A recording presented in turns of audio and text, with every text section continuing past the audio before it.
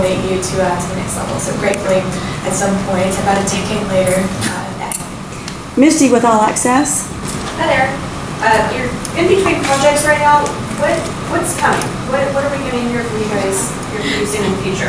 Well, we're actually in the studio. We were in there yesterday, cutting background vocals. So working on some new music, but we're on the road as well. So we're bouncing back and forth between shows, on the weekends and back here in Nashville during the weekdays to work on some new stuff. And as far as new sounds, I feel like it's always experimental. For us, each song sort of defines the path, the course of the album. And for whatever reason, we always like to focus on the edges first. We kind of like to live out on the edges and then find the center. And we found some really great songs, writing some really great songs we're excited about. Can't wait to get hearing. Hi, energy. Miss Jessica Morgan. Hey guys, over here. So, when you guys go into making a new project and recording, where does your inspiration come from, and how do you, your family grew up together, how do you guys play your inspiration off of each other and really come to an understanding of what's going to go on the album?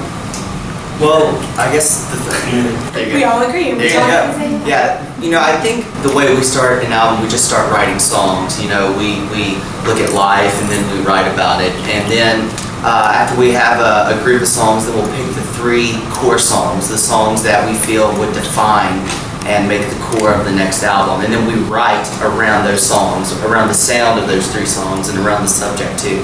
So that's kind of where we are at the moment. We're finding those core songs, and then we'll see where it takes us. Well, and I think it's sort of a funny thing that there always is sort of this theme that grows out of a particular album cycle for us. And an album is a snapshot of where you are in life and in your, your music evolution, if you will. And so I feel like those themes are beginning to raise to the surface, and that's always an exciting thing to see. And because we all live in such close quarters, we feel the same things. If one of us is going through something, all 3 of us are. And so I think that those themes sort of circle among the 3 of us. Jacqueline Kroll. So, which new up-and-coming country artist reminds you a lot of your own journey? Well, I don't know that I know 100% of all of their stories, but one artist that, of course, we're all excited about, and we are here too in Danbury, is Casey Musgraves. Just really love her sense of lyric and her storytelling sensibility, and just really feel like she's a breath of fresh air on the radio. Well, and I do know she's been around Nashville a long time, writing and honing her craft, and that's what it takes for any artist to make it in this business, years of perfecting your craft, and it seems like she's really done that well. Erica Powell. Hi guys, I want to talk with you a little bit about the whole festival. When was your first experience at CMA Fest, and what would be your biggest tip for the newcomers that are enjoying Nashville for the first time? Well, I think our first experience was being stuck in traffic for CMA Fest years ago, before we even got to attend. Yeah, our first time here was actually as artists, and as fans, but as artists as well. But we had heard stories about it, and we played shows everywhere. And there are people from Australia or Germany who will, this will be their one big vacation for the summer to come to Nashville for CMA Fest. But I guess CMA Fest survival guide would be. Well, pace yourself. I feel like it's always the most humid week of the year, no matter what the weather's been up until this one week. It's just like humidity descends on the city, so dress cool.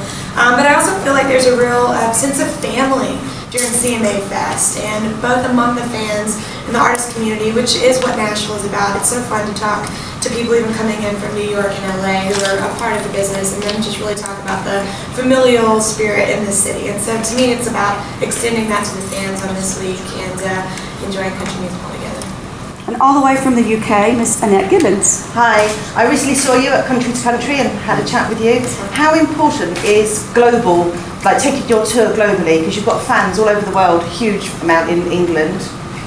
Well, the international stage is one that we adore. We love going overseas to the UK and to mainland Europe as well.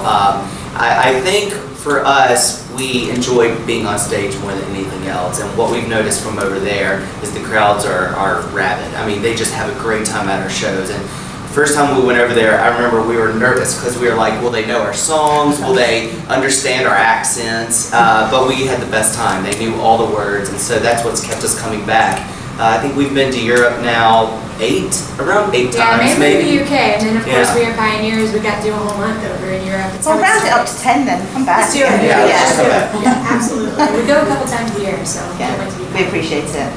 For now, I am here. You've got a couple of awards under your belt now, and once that sinks in that you've won it, and you know you're being supported that way, then do you think, okay, now we have to live up to the awards, or do you look forward to maybe what you might win the next go round of award shows? You know, I do think that awards every cycle, they're like this sort of, hey, good job this past year. You know, it's basically what I feel like an award is saying. And so for us, I think our immediate mindset is always just like, you know, how can we keep winning this award, and how can we continue to work even harder to earn the next one? And especially in all the group categories, always stiff competition. I mean, each artist, you know, has such a unique identity, and so it's almost like you aren't even choosing between artists that all sound the same. It's definitely, hey, what's the flavor of the moment and the taste of the day? And for us, it's just about, okay, how do we buckle down and continue to try and work to earn the next one?